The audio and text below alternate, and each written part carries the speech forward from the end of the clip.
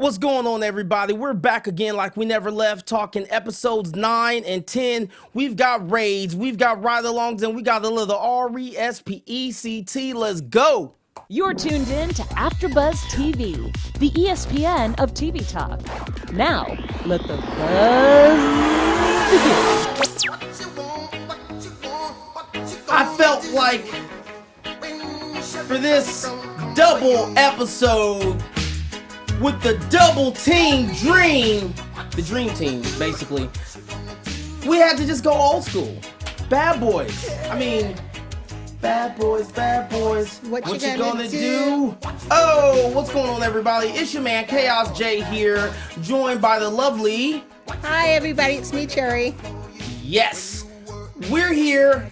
Happy New Year.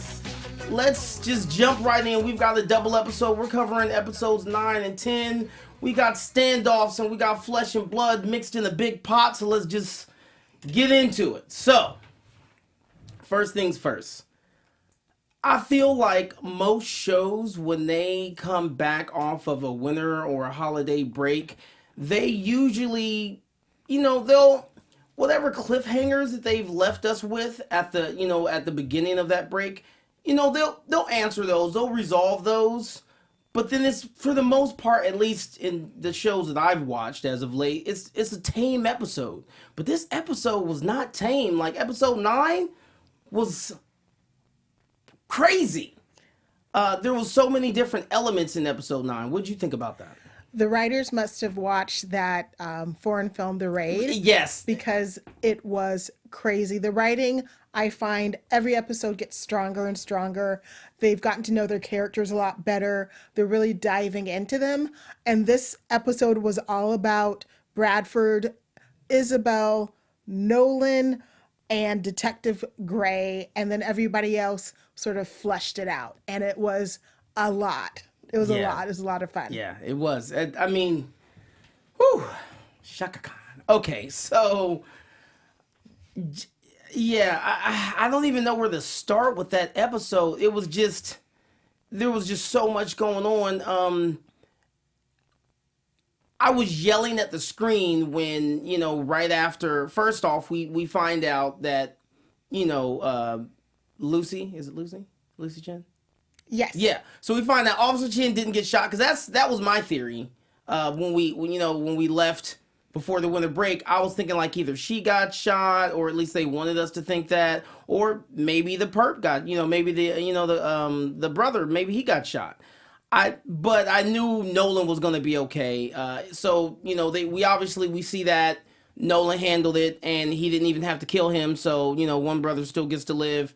And, and then she's freaking out, and he tells her, go, leave. What did you think about that? Did you agree with that call? I understood why she wanted to do it, but Sergeant West already doesn't trust, and he knows something's going on. So that was really foolish on her part. But as a career woman in the police force, sleeping with somebody who is also a police officer is just going to be trouble. So I totally understood why she was doing it. I just thought it was a foolish thing to do. Okay, all right. I can see that, and I definitely agree. I think it was really risky, but I don't know. I probably would have did the same thing. And I kept thinking, once he told her to leave, and again, like I'm watching, I'm like, get out, go, hurry up. I kept thinking like they're going to get busted when this investigation starts because there's cameras. Because I can't imagine someone having a house that big and not having some kind of cameras in there. And I mean, that so Sergeant West makes it clear once they start that investigation, which is at the conclusion of the other investigation, with the homicide of the brother. He kind of lets it be known, like, don't lie to me. And he lets you know, he kind of makes it clear, like, I don't think you're telling me the whole truth. It kind of bothered me, because I'm just like, dude, you're nagging. But at the same time, I get that's his job. That's what he's supposed to do. I don't know. So, moving along, beyond that, even though that's the itch that he just wants to scratch the entire episode, Let's just jump right in. Isabel got shot in the head. Isabel got shot In the face. which really, really traumatized Bradford. But I feel it was really part of his finally letting go and realizing she's not the woman he married and he needs to just let her go. You think so? You think She's going he's to done? spend some time in jail, number one. So, Oh yeah, that's true. Yeah. That's true. He's done.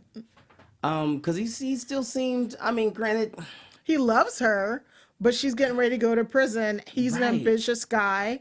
That really wouldn't, be Yeah. a good look for him to get promoted and to keep working Right. on, especially considering how many times he was totally 1 foot over just to do whatever he needed to do to save her. And each time he got pulled back, but he got closer and closer. And I think he's finally realizing if he doesn't leave her alone, he's going to be dragged not into doing drugs, but doing things to cover for her. Because I think he's been covering for her. Mm-hmm. It's just that once someone else saw it, he wasn't able to cover for her anymore. Right. And he tried. I mean, he went to her house, tried Right. to remove the drugs. He lies tried detected. to warn her about what not to say. She was telling on him because, when some real time is looking at you, you're going to snitch. right. That's how it goes. So I think this is when he finally realized he needs to let her go, but that still doesn't mean he's okay with somebody shooting his wife. Okay, I can get down with that. I like your theory because I've been saying from the start of this season that I want him to be over his estranged wife.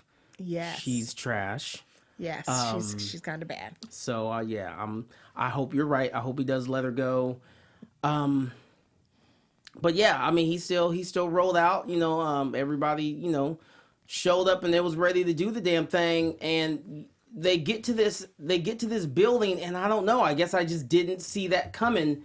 Even when they're outside getting ready to suit up, and he gives her the extra plate called what did he say was the travel plate. I think so, yeah. Yeah, and they call it what they call it? They called it the Bronson Projects or something like that because it was like, yo, you got a death wish. Fun fact: I've never seen those movies. Have you seen the Death Wish Yes, I've movies? seen the Death Wishes. They were a lot more funner when I was a kid until I realized everybody he was shooting was usually ethnic. And so then I didn't like them anymore. Yeah, like the lens today is just completely off. Yeah. It's like, Yeah, no, you maybe shoot not, me, maybe so not. no, don't want you. So yeah, no, I've never seen it. Either way, so we see them get inside the building, and they split up, which I thought was slick. Now, what I want to know is, what did you think when they split up? What did you think was going to happen? Because what happened is not what and then I want to know, did you think it was planned? The way they split up and you see Bishop asking questions, was she really asking because she really was trying to get some leads, or was she just asking to kind of... I don't think they realized the guy was going to be there. They definitely didn't realize it was going to go down the way it did, because that was kind of crazy. That was like that shootout back in the 80s when the police had to go borrow guns from like a gun seller. That was not in their realm of reality. And so when they were first knocking on the doors, she was more indulging him about Isabel. She was like, he's already bounced. He's gone to Mexico. He's not here. But to make you feel better, because you were my boss when I was a rookie, I'm going to indulge you because you need this closure. But for all that to happen, didn't expect it. I mean, they just happened to knock on the woman's door who happened to be his baby mama. Right. I mean, they knocked on doors, but if she'd just been chiller about it, they wouldn't have realized. Yeah, she just... Yeah. But of course, she wanted him. She secretly wanted them to arrest him, so he'd be like out of her life. Well, yeah, and she Arrest probably him. just wanted to get out of that house. Yeah, she didn't know he was all that. Like he was... Yeah, she was, slick. kind of, locked up. So, with that, do you think... How would you feel about having to deliver a baby? Ew, gross, Jeremy. No, thank you. No? No. Not even a I don't little know how bit? to deliver a baby, so no, I don't touch anything. I mean, I feel bad for her, but that's why you should practice safe sex. So I would have been like, oh, you might have to do this because you're married. So, no, thank you. So Bradford being married automatically qualifies him to More so than me. pull babies out. Okay, He's been a cop longer, so hey. This is Hey. true. This I expect is more. true. Bradford's always saying how he's in charge. He knows everything. Yeah. Oh, well, you know everything, Bradford. He, So he know definitely this. throws his weight and his experience around. All the time. Big guy energy. Swinging Yeah, he everywhere. does. But I have to say, when it comes to Bradford, I actually, with each episode, I actually really do like him more. I definitely didn't like him in the beginning, but I definitely he's become one of my favorite characters aside from Nolan. Big clap to the writers. The writers have really made characters that are not black and white, that are very gray, that are people very that I could multidimensional. imagine hanging out with. I mean, I can imagine being friends with Bradford and fighting with him sometimes, like, dude, Yes. now you're being a douche, cut it out. But he's become like a really well-rounded character. Yes. And I was like, I remember the first couple episodes, I was like, I don't like him. Yeah, I think he's kind of racist. I'm not about that life. Right. No. And then it comes right down to it. In my opinion, him and Bishop have more in common than people realize. Mm-hmm. They're both fairly rule followers. It just happens to be their own rules. Like, Right. I follow my rule and my moral code, and everyone else needs to follow it. Theirs are pretty on parallel, because I don't want to talk about next episode, but I think there's a little fire between the two of them. Okay. All right. So, with all the stress, we find out she's already a week, she's already a week overdue. Yes. We know that now. I noticed when they first got in that building and they started trying to, use their comms, they started, trying to use their phones and stuff, that they didn't have service. And I kept thinking like, okay, he's got a signal jammer. But then I was like, this place looks so low budget. I don't feel like they would be that high tech enough to think to have a signal jammer in this apartment building. And I was like, maybe it's just the walls and, it's just the signal's not getting through. But it turns out they actually had signal jammers. I think it's to control that woman, to keep from calling her family to pick her up. But okay, so But it felt like they had a floor. It didn't feel like they had the entire building on lockdown. Okay. I think they had like the floor probably above and below, and they had like two floors. Okay, where all they were right, torturing okay. people, 'Cause- and everybody else was like semi-normal, just living poor Right. in LA downtown. and then when you had what was it, Lopez and West, when they went into that that tenant's house or apartment or whatever. Apartment, yes. And he he's on his phone and he's super paranoid, and I get it. I don't know, for some reason I felt like he had service, so I kept wondering, why don't they have service? It was spotty, and they weren't on the same floor. I don't think they were all on the same floor. Right, but then And they you were on- just but said- the building was also kind of big, and maybe they had The I think it signal was like jammer one of was those only covered a multiplex- certain. Yeah, I think it was like one of those multiplexes where you had like a corridor between, and there was like East and West Tower, and so they're all like in different Right. towers, which is why I think when all the stuff was going down, they couldn't hear everything that was going on. They just Right. knew something was going on for them Right. to come on. And really, when it comes right down to it, Bradford brought that on because he called him. If he hadn't called Right. him, it'd have been fine. Which Because they could have called him, taken her out, called him, had everybody there, but that's not what Bradford wanted to do. What Bradford really wanted to do was to shoot him, which is why he didn't call True. backup. He True. wanted to shoot him, and not shoot him, hurt him either. Shoot He him, wanted bang, to bang, shoot you're him. dead. Yeah, he wanted to kill him, which but is why he see- didn't want a lot of witnesses. Now, see, I don't know, because I felt like as soon as he got off the phone, we see him around the corner, and as soon as he got off the phone, I felt like he was kind of already up on game that something was something going was- on. Yeah, he knew something Right. was going on because she didn't like him. right. She was sick of him. She was like, I know Right. you're a drug dealer. You're a damn criminal. I don't want about this life.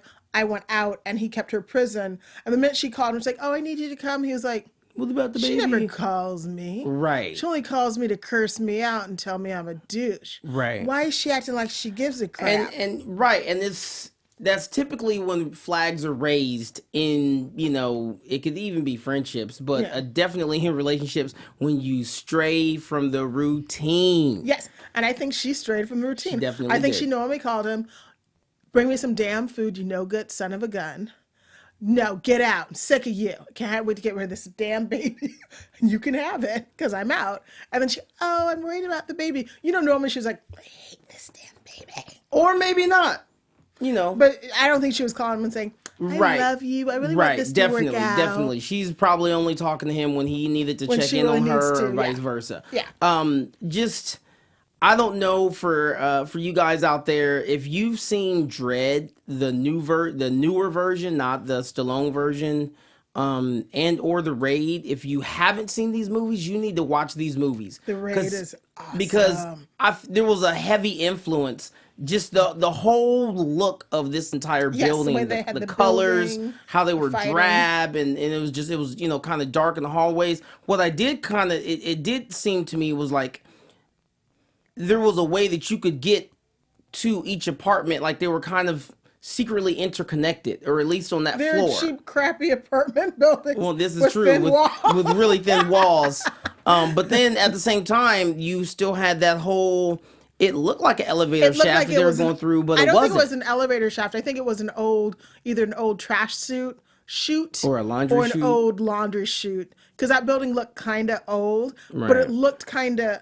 At one time, it would have been a nice building. So I think it had nice amenities for like the 70s or the 60s when Right. it was built. And then it got poor and then they didn't maintain stuff. But the walls were so thin because they weren't taking care of it. And it looked to me like they had probably halved some of the apartment buildings, some of the apartments to make more money. And that's why they were able to like sort of tear Just go through. Yeah, and because I live in an right. old building and I'm unpleasantly surprised at what I can hear from my neighbors sometimes. So let's just wrap that whole building scene up. Obviously, he's got his gun. He starts letting all of his other guys know, and it's just a free for all, shoot 'em up, bang bang. It's always crazy to see.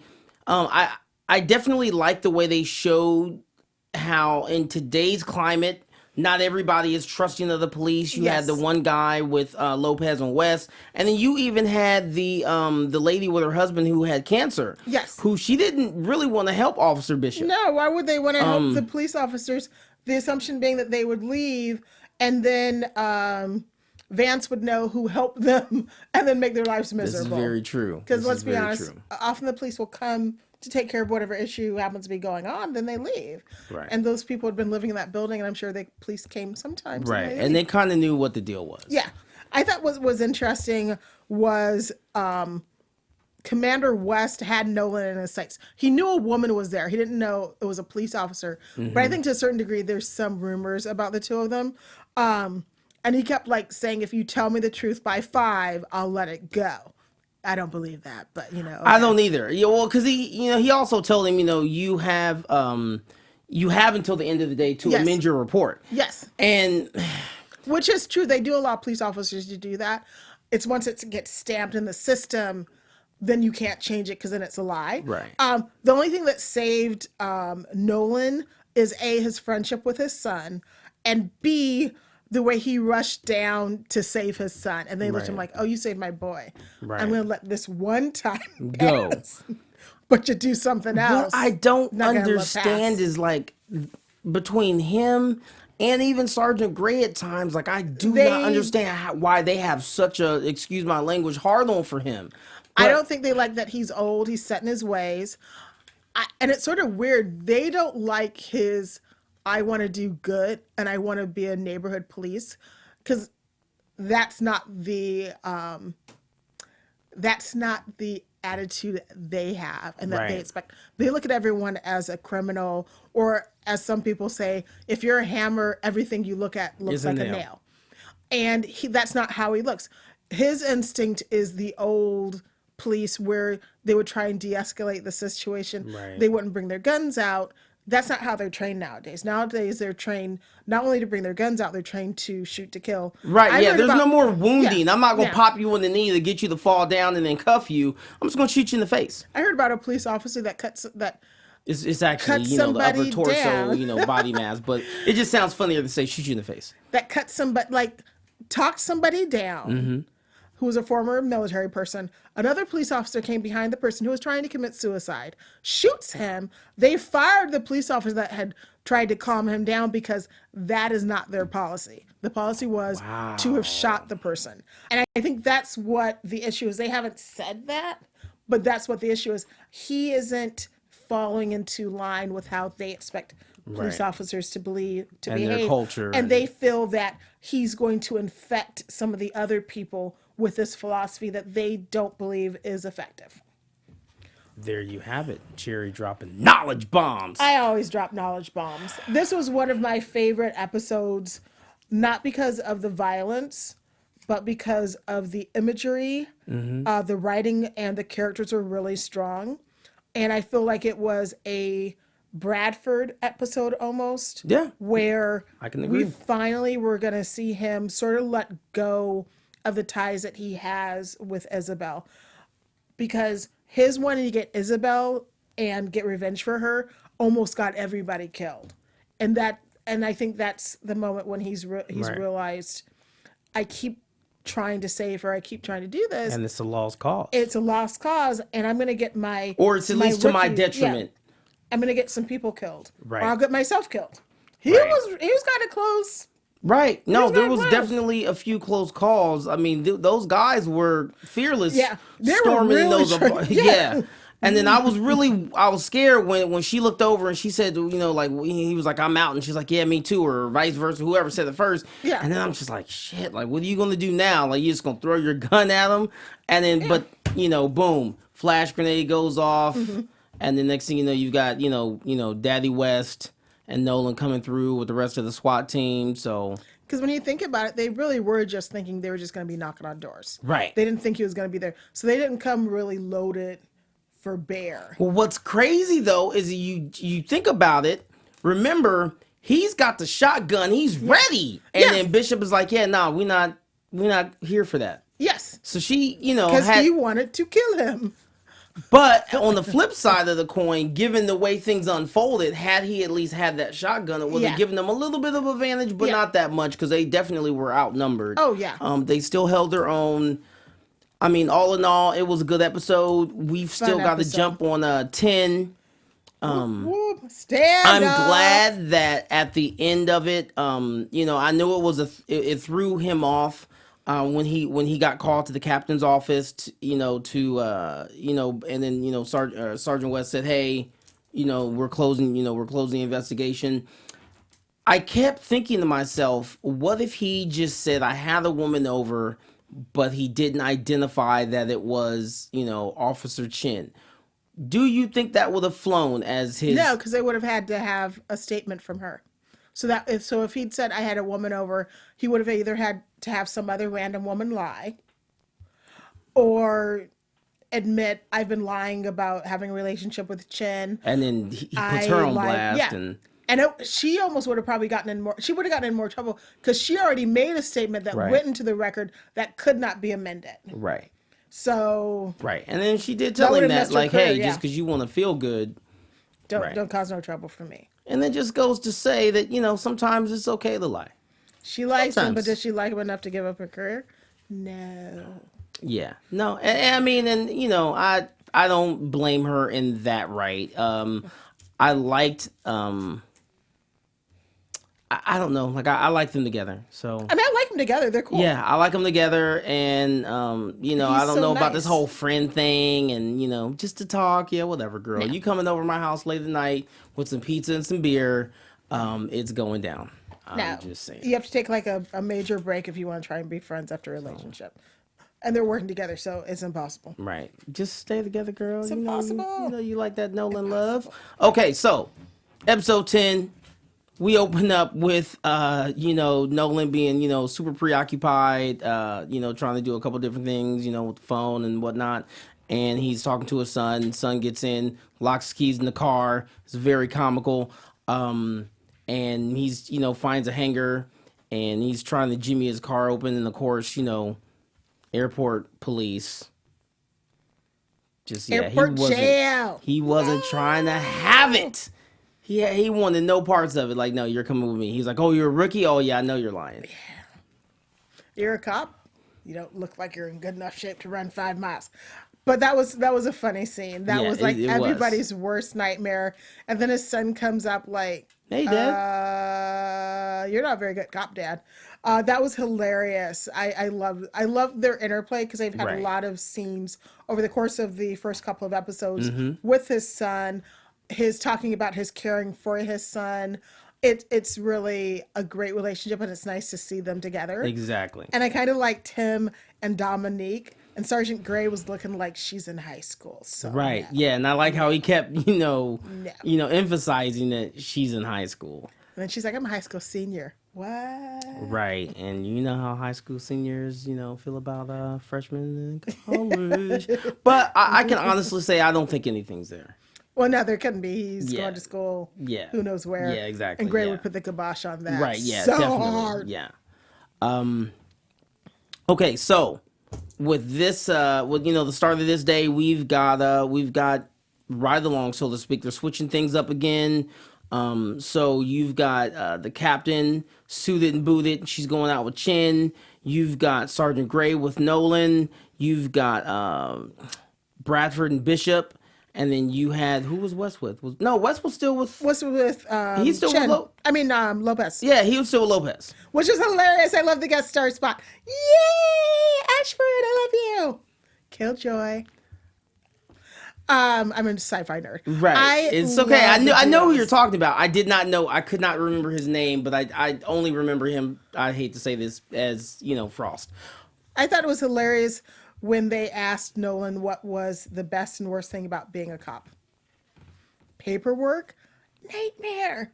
Making a difference. And everybody's like, right, exactly. Like, okay, whatever, guy. Too nice to be a cop. First off, just fun fact is that now the captain is a series regular. He wasn't before? No, Captain was not. She was not a series regular. I did see that. Interesting. If I'm wrong, tell me in the comments. But I'm pretty sure I remember reading that she is now a series regular, which means we're going to see more of her, yes, which is nice. I liked her. I was very interested and shocked to realize she was Persian. I thought she was Latina. She's not, actually. She's not? She's not. And I thought that too. She started speaking Farsi. I'm like, what? Because she was in the Marines, when she was overseas. That's where I forget, she was on some kind of security detail. She was in military police. That's where she actually learned to speak Farsi. Okay. Yeah. Very impressive. Multilingual. Cool chicks. I totally love the chicks. Our chick duo taking care of business. I did, and she was such a like. She was kind of Brody, like, she shut West down. It was hilarious. I thought it was so funny when Bishop and Bradford were having their little bro down. Right. You used to be my boot. Well, I'm not your boot now. Let's make Lucy do it. Exactly. And then she comes up and she's like, no, she's my boot today. No, so she's with me. No. Yeah, that off. Was like so funny. And the look of fury on their face is like, right. I'm going to get you later. You're going to pay for this. Right. But at the same time, they can't really be mad at Chin because Chin didn't tell on them. I mean, she just, she's... That's not how kept it real. Things. But right, exactly. Yeah, I loved... You should have gotten it faster. I loved the ride-alongs in this episode. Definitely tough granny swerving all over. I knew there was going to be something, but I didn't know it was going to be that. But as soon as she tried to get him as soon as she got out the car, I was like, okay. There's something she's hiding. I thought she was transporting legal marijuana or something. Not her giant fugitive mummy son. And the way he was ginormous. He was big. He reminded me of not it, but Andre the Giant? No, it's on that old black and white show where he played Frankenstein. Oh, The Butler. On the Addams Family. Oh, got you.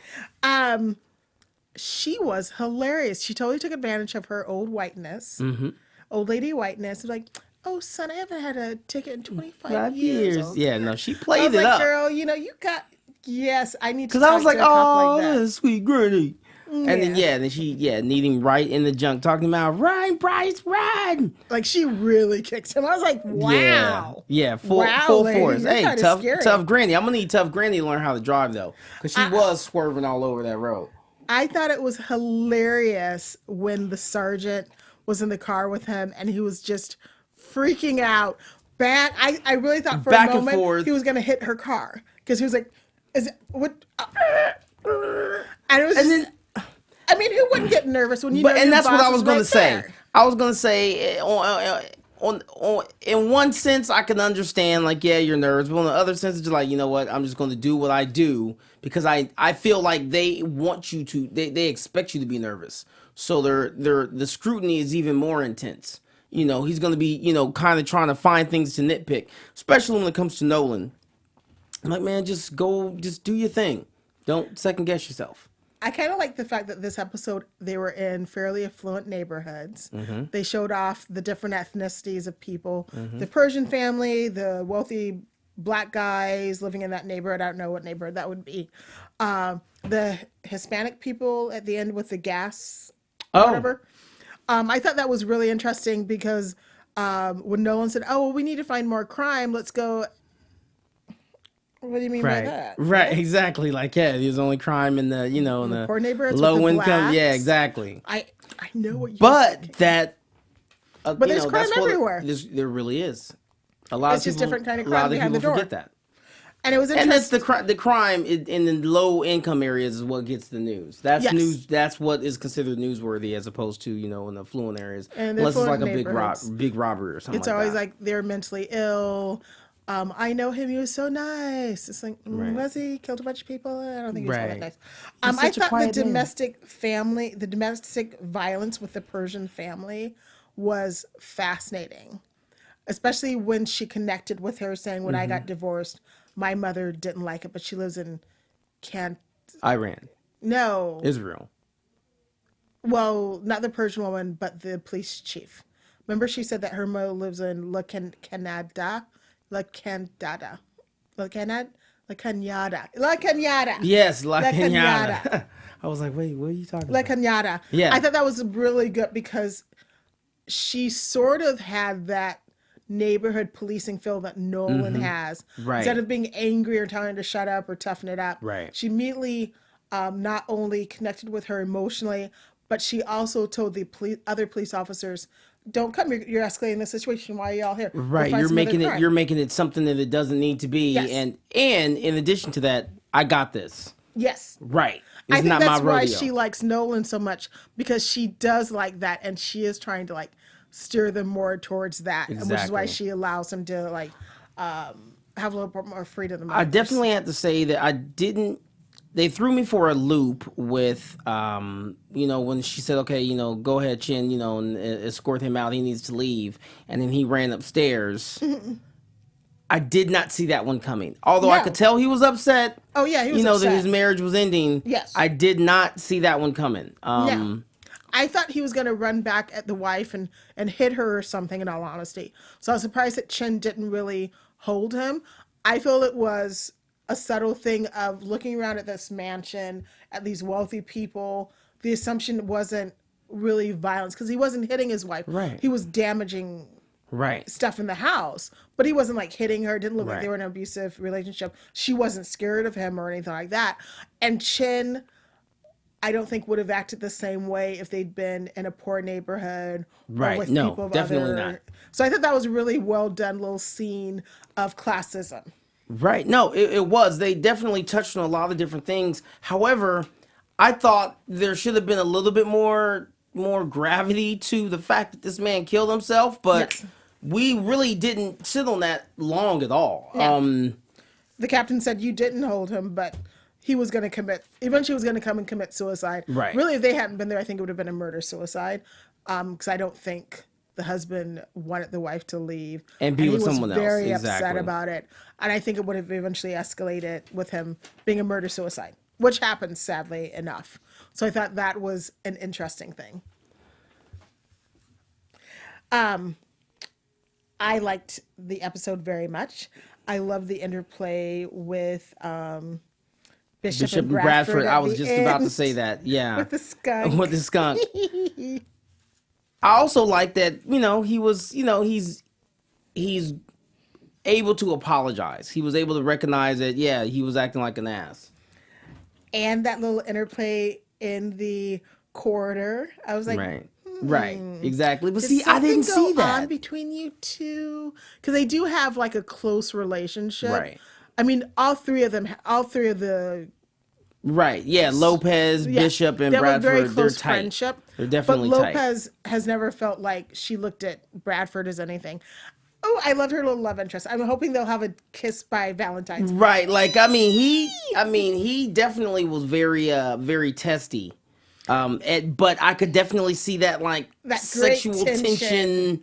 Yes. Yeah, like that back and forth, like he was challenging her and she's not used to having anyone challenge her. So and I'm low key kind of here for that one. And West was hilarious. I don't think West has really dated a lot because he didn't really notice that. To him, he was looking at it as in she's going to arrest him. Right. He's being violent. And the criminal's like, oh no, dude, that's Yeah. passion between two strong-willed people. Do not see. He's like, no, she doesn't like him. Right. Yeah. No. He's young. Wes He's is like really definitely wet behind the young. ears. Yes, so wet and cute behind his ears. Hopefully you'll come back on again. I asked him if he could come on tonight, but they're still filming. Nice, which means we have more episodes in the pipeline. And we have a new cast member who hopefully will be able to come because I'm a big fan of hers. Bing, bing, bing, bing, bing. Okay, so let's zip through this because, we have a whole lot that we didn't even talk about. We have Gray and Nolan with the brothers that was, beefing with each other, knocking each other out. Then they got into the fight with Gray and Nolan. And then you had his daughter and his son, and they're all emotional. And you guys aren't being safe. I don't know. I thought they were being a little bit too mushy for me. I was like, well. That's what your dad does. Just deal with it. It's not that big of a deal. But he's on the desk. Then you had the parking spot fight. Cap got decked out. Was Chin wrong? Because, the Cap wouldn't have got decked out had, Chin not ducked. She wasn't wrong. Both of them, in my opinion, did not take care of the situation, which was splitting the two guys up more and making them step apart and talk a little bit more. If they'd had them go far enough apart, I don't think anyone would have been arrested. Facts. Now, I do think that the fact that she did get punched in the face definitely helped to give her a little bit more street cred amongst the other officers. The hostage in the lobby scene where the guy comes in, he's asking the questions, and I thought he was asking the questions just because maybe he had already done something. Mm-hmm. I didn't see that he was going to end up taking, a hostage in the lobby. What did you think about that? What did you think when you saw him? They've been in jail for a long time. They've already lost their family, and they just don't have anywhere to go. People don't want to hire them, and they just want to go back to jail again. That the minute he asked those questions, I was like, that doesn't look like a good, safe place to be.